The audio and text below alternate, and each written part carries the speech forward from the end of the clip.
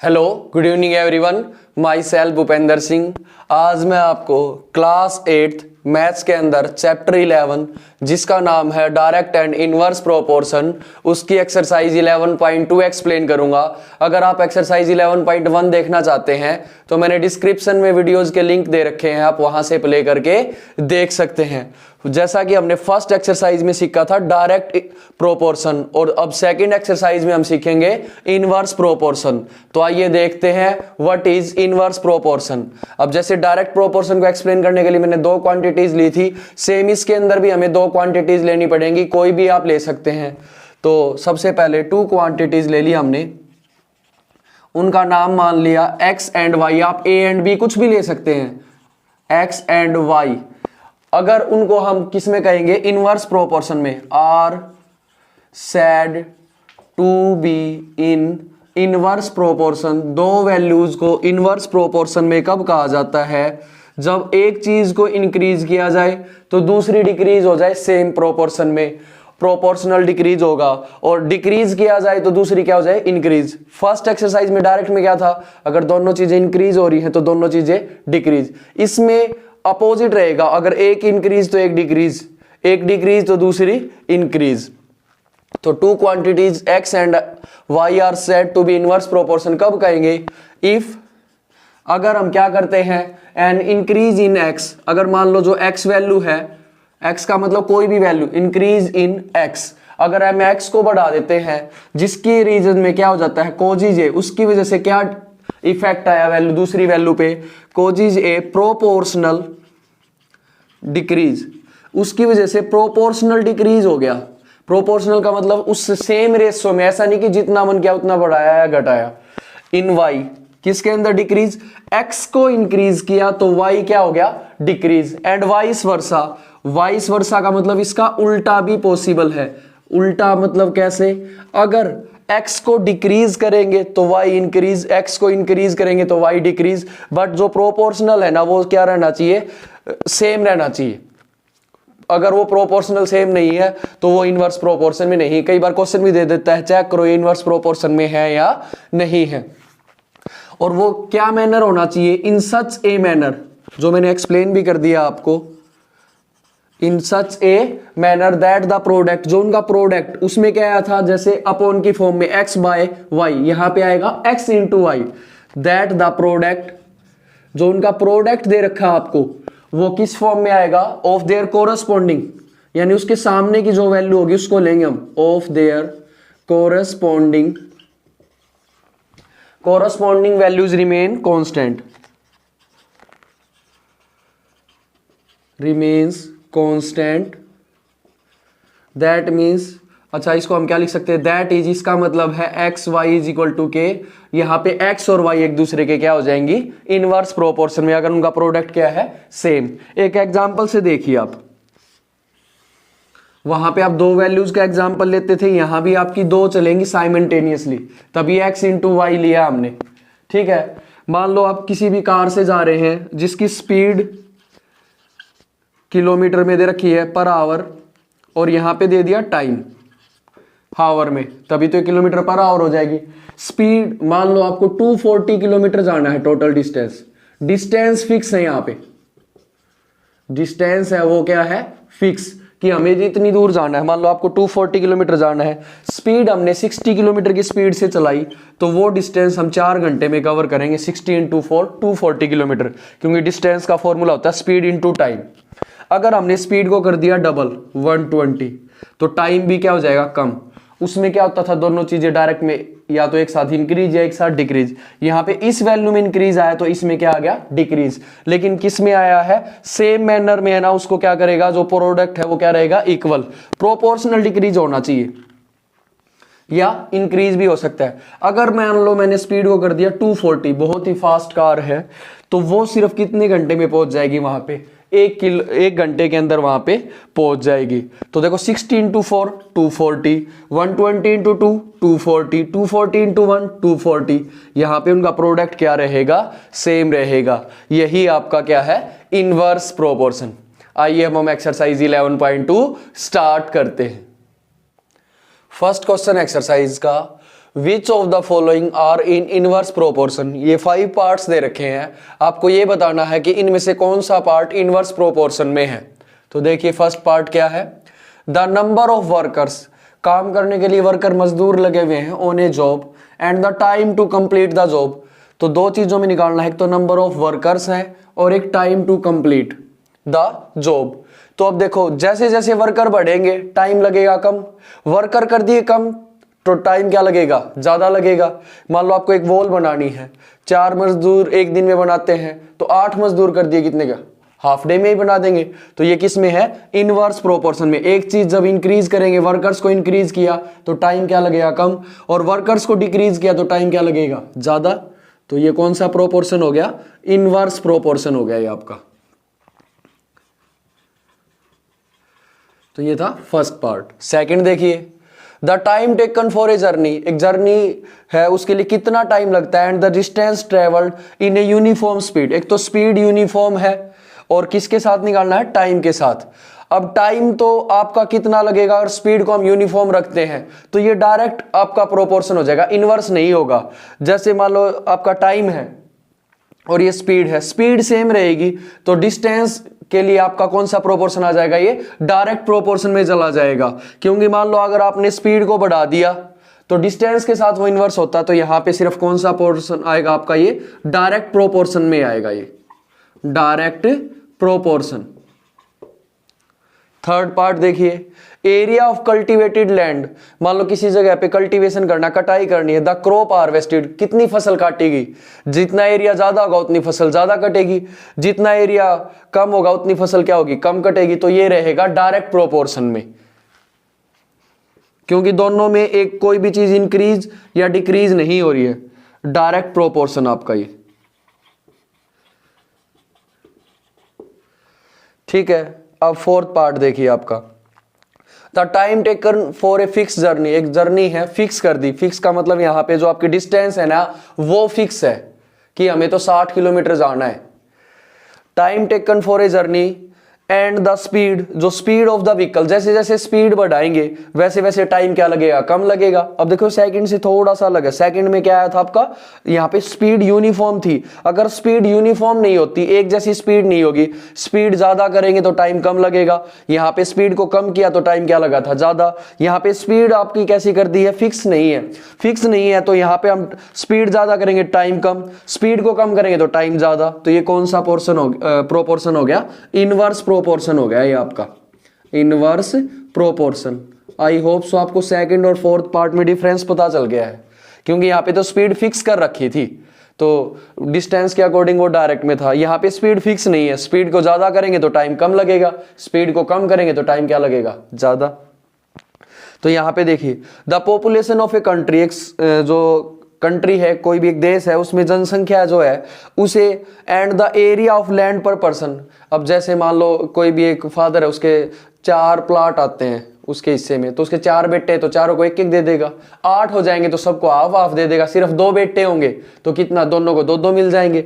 तो ये कौन सा हो गया, जैसे जैसे जनसंख्या बढ़ेगी वैसे वैसे सबको जमीन भी कम मिलेगी, और जैसे जैसे जनसंख्या घटेगी तो सबको जमीन भी क्या मिलेगी, ज्यादा। तो एक चीज जब इंक्रीज हो रही तो दूसरी क्या हो रही, डिक्रीज, या एक डिक्रीज करेंगे तो दूसरी क्या होगी, इंक्रीज। तो ये कौन सा प्रोपोर्शन हो गया, ये आपका हो गया inverse proportion, inverse proportion.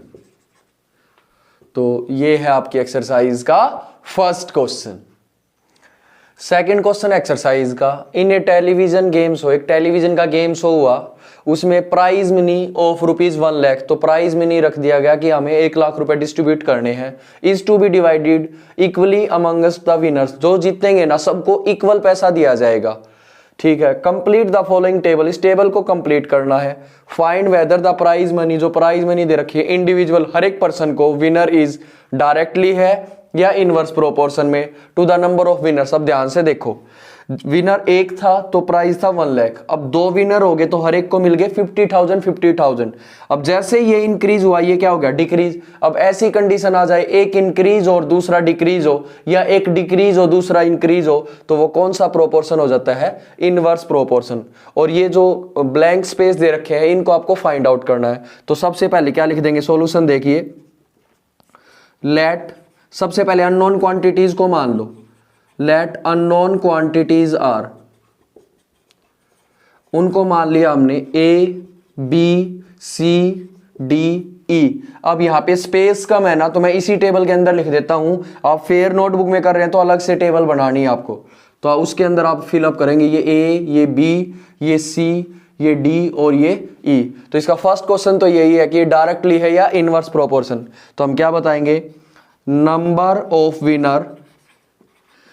Of winners are, क्योंकि एक से ज्यादा भी हो सकते हैं ना, are inversely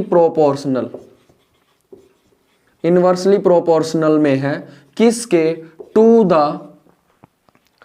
prize for each winner, to the prize for each winner, हर एक जो विनर है उसके लिए। तो इसके लिए आपका क्या आ जाएगा, सो इसलिए x y is equal to k, inverse proportion में तो आपका क्या रहेगा, जो उनका प्रोडक्ट है उसके इक्वल। तो पहले फर्स्ट कंडीशन में देखो 1 इंटू 1 लाख, ठीक है, इज इक्वल टू में ये तो आपको फाइंड आउट कर ही रखा है 4 इंटू ए। अब यहां से देखो आप 2 इंटू 50,000 के भी इक्वल रख सकते थे, कोई भी दो है सबका प्रोडक्ट सेम रहेगा। यहां से ये तो गया 1 लाख, 4 आ गया डिवाइड में, is equal to a, cancel करेंगे तो ये हो जाएगा 1 लाख को 4 में कैंसिल किया तो 25,000। हर एक पर्सन को कितना, इंडिविजुअल को कितना पैसा मिला है, 25,000। अब फिर से यही 1 into 1 lakh is equal to 5 into b. अब 1 लाख इंटू 1 लाख तो 1 लाख हो जाएगा, इसको इस साइड लिख देते हैं, ये हो गया बी, और 5 आ गया डिवाइड में। जब 5 से कैंसिल किया 5 टू जा 10, 4 0 की 4 0 आ जाएंगी, क्योंकि यहाँ पे एक जीरो तो इसमें कैंसिल होगी ना। तो हर एक पर्सन को कितना मिला है, 20,000 रुपीज ईच पर्सन, हर एक पर्सन को 20,000 रुपए मिलेंगे। अब नेक्स्ट कंडीशन 1 इंटू 1 लाख, हर बार यही रखनी है। आप ये भी ले सकते हो या जो फाइंड आउट करके उसको भी रख सकते हो, बस हम मैं सेम लेके ही चलता हूं। 8 इंटू सी, तो ये हो गया 1 लाख, 8 आ गया डिवाइड में इज इक्वल टू सी। अब 8 1 जा 8 हो गया, आपको 8 पर्सन में डिवाइड करना है, ठीक है, बच गया 2 0, 8 2 जा 16 बच गया 4, 8 5 जा 40 और 2 0 की 2 0। हर पर्सन को उसे कितना देना पड़ेगा, 12,500 रुपीज। हर विनर को 12,500 रुपए मिलेंगे। अब एक कंडीशन और 1 into 1 lakh is equal to 10 into d. अब यहीं से डायरेक्ट कैंसिल करें तो यहां से कर लो, otherwise D is equal to 1 lakh divide में कितना आ गया 10, 0 से 0 कैंसिल। हर पर्सन को कितने मिले, 10,000 रुपीज मिले। स्पेस कम है, थोड़ा सा एडजस्ट करके लिख रहा हूं मैं। 1 into 1 lakh is equal to में 20 इंटू ई। अब ई तो यही रह गया, 1 लाख के डिवाइड में कितना आ गया 5 0 नीचे 20, 0 से 0 कैंसिल, 2 से कैंसिल किया 5, 3 0 की 3 0। हर पर्सन को कितने पैसे मिले, 5,000 रुपीज फॉर ईच पर्सन। तो ये है आपकी एक्सरसाइज का second question. Third question exercise का, सबसे पहली बात तो क्वेश्चन की लेंथ देख के घबराना नहीं है। अब जो मेरे पास स्पेस है ना, मैं इसी में इसको कैलकुलेट या सोल्व कर दूंगा पूरे क्वेश्चन को। तो क्वेश्चन बड़ा ही आसान है। क्या क्वेश्चन है, Rahman is making a wheel, Rahman को एक व्हील बनाना है यूजिंग स्पोक्स, स्पोक्स होती हैं तीलियां यूज करके बनाना है, जैसे उसने ऐसे बना के दिखा रखे। ही वांट्स टू फिक्स, वो कैसे फिक्स करना चाहता है, उनको लगाना चाहता है equal spokes in such a way that the angle between any pair of consecutive spokes are equal. यानी कि जो इनके बीच का ये एंगल है ना, ये एंगल, ये एंगल, ये एंगल, या जितने भी बनने वो सारे क्या होने चाहिए, इक्वल। ऐसे फिक्स करना चाहता है। आप सबको पता है जब ये पूरा कंप्लीट मूव करता है तो कितने एंगल बनता है, 360 डिग्री का एंगल बनता है। तो मान लो 360 है तो ये भी 120, 120, 120। तो वो ये चाहता है कि ऐसे फिक्स करे कि जो कंसेक्यूटिव स्पोक्स हैं, यानी कि लगातार, कंसेक्यूटिव का मतलब लगातार, लगातार का मतलब ये दोनों या ये दोनों, कोई भी दो ले सकता है, वो सबके बीच में एंगल इक्वल रहे। Help him by completing the following table, उसको हेल्प करनी है ये टेबल फिलअप करने के लिए। Are the number of spokes and the angle between a pair of consecutive spokes in inverse proportion. क्या ये इनवर्स प्रोपोर्शन में है या नहीं? हाँ, बिल्कुल इनवर्स प्रोपोर्शन में है। जैसे जैसे स्पोक्स बढ़ेंगी, जैसे इसमें दिखा भी रखा है, जैसे जैसे स्पोक्स बढ़ी वैसे वैसे एंगल भी क्या हो गया, स्पोक्स बढ़ी तो एंगल क्या हो गया, कम हो गया। तो सबसे पहले हम इसको फाइंड आउट करके दिखा देते हैं। तो देखिए इसका solution, let unknown quantities are a b c in table. Table के अंदर हमने मान लिया ए बी और ये क्या है सी, ए बी और सी। अब ए बी सी हमने टेबल में मान लिया, तो इसका जो फर्स्ट पार्ट है वो इधर ही प्रूफ हो जाएगा। अपना फर्स्ट पार्ट क्या है, are the number of spokes and the angle between a consecutive spokes in inverse proportion. Yes yes the, इसके बाद यहीं से लाइन बना लेंगे, yes the number of spokes, yes the number of spokes and, उसके बाद है, इसके बाद कहां पे गया, number of spokes and the angle, and the angle between a pair of consecutive spokes, जो कंसेक्यूटिव स्पोक्स हैं, consecutive spokes in inverse proportion. तो सबसे पहले हमने बता दिया हाँ ये इनवर्स प्रोपोर्शन में है। तो पहले ये क्यों बताया, टेबल क्यों फिलअप नहीं की, क्योंकि कोई भी टेबल फिलअप करनी है आपको इस चैप्टर में तो सबसे पहले पता तो प्रोपोर्शन कौन सा है। तो इसके अकॉर्डिंग अब हम इसको सोल्व करते हैं। तो सबसे पहले हमने इसको करना है 4 × 90 इनवर्स प्रोपोर्शन में है, दैट इज, इसका मतलब क्या हो गया, जो एक्स वाई की जो मल्टीप्लाई है वो किसके इक्वल आएगी, के इक्वल।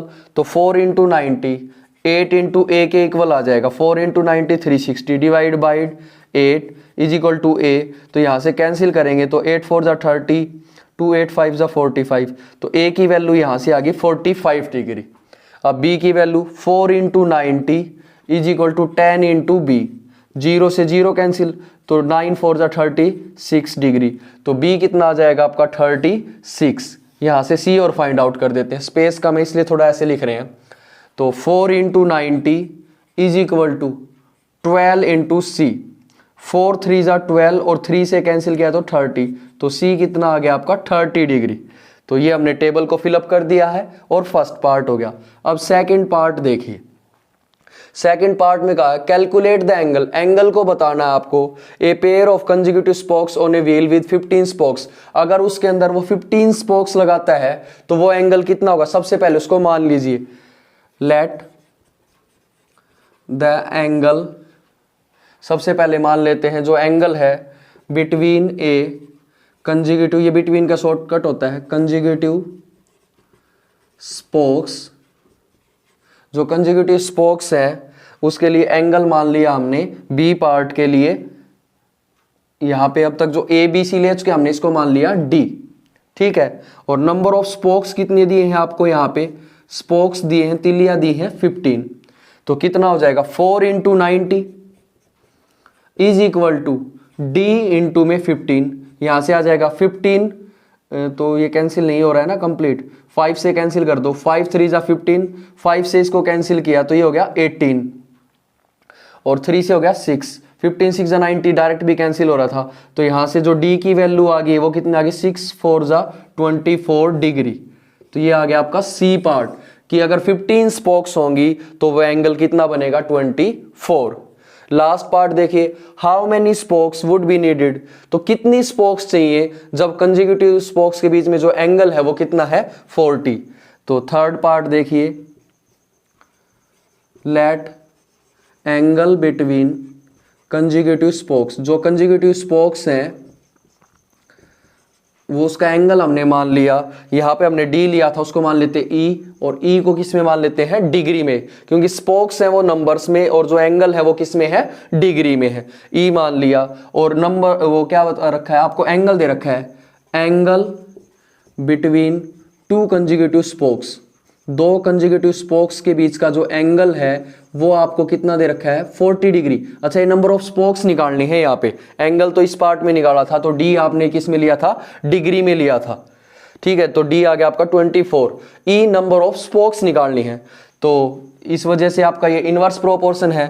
तो 4 × 90 डिग्री किसके इक्वल आ गया, ई इंटू में 40 के। अब 0 से 0 कैंसिल, 4 से 4 कैंसिल, ई कितना आ गया 9। तो वहां पे स्पोक्स, नंबर ऑफ स्पोक्स कितनी थी नंबर ऑफ स्पोक्स 9 थी, जब उनके बीच में एंगल कितना दे रखा था आपको 40 डिग्री। तो ये आपकी एक्सरसाइज का third question, lengthy but very easy question. Video के इस पार्ट में सिर्फ इतना ही। एक्सरसाइज 11.2 का इंट्रोडक्शन और फर्स्ट 3 क्वेश्चन।